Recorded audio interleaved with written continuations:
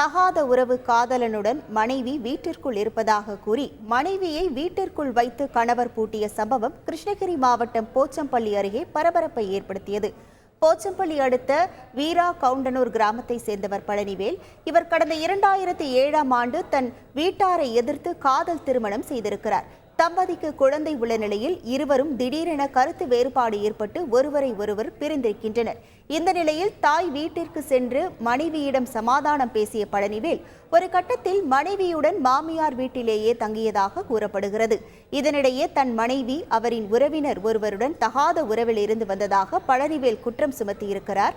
இதுகுறித்து கேட்டதில் இருவருக்கும் இடையே தகராறானதும் பழனிவேலிடம் விவாகரத்து கேட்டு அவரது மனைவி நோட்டீஸ் அனுப்பியதாகவும் சொல்லப்படுகிறது. இந்த நிலையில் சம்பவத்தன்று வீடு திரும்பிய பழனிவேல் வீட்டிற்குள் தன் மனைவி அவரின் காதலனுடன் இருப்பதாக கூறி மனைவியை வீட்டிற்குள் பூட்டி வைத்து தகராறு செய்தது பரபரப்பை ஏற்படுத்தியது.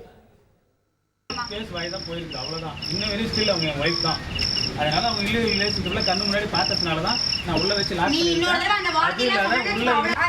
அவர் என் வீட்டை இது பண்ண சொல்லி என்ன சொல்றாரு அவரு. நான் தான் டைவர்ஸ் கொடுத்துட்டேன், கோர்ட்ல நடக்குதுன்னு சொல்லிட்டேன்னா நானும் சொல்றேன்.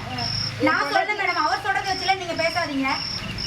இரவில் நடந்த இந்த கலேபர சம்பவத்தில் புகாரின் அடிப்படையில் சம்பவ இடத்திற்கு விரைந்த போலீசார் பெண்ணை மீட்டு இருவரிடமும் விசாரணை நடத்தினர்.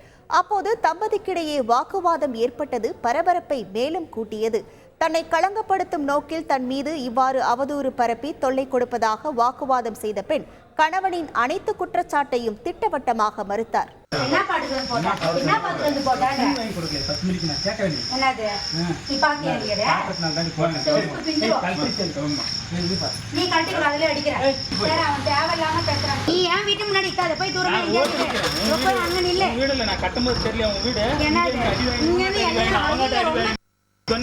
அடிக்கும்போது தெரியலையா?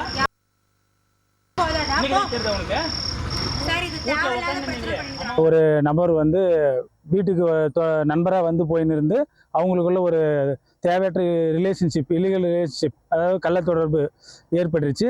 அதை நான் பலமுறை கண்டித்து அவங்க 2 பேரும் வந்து அதை கண்டுக்காத போயிட்டாங்க.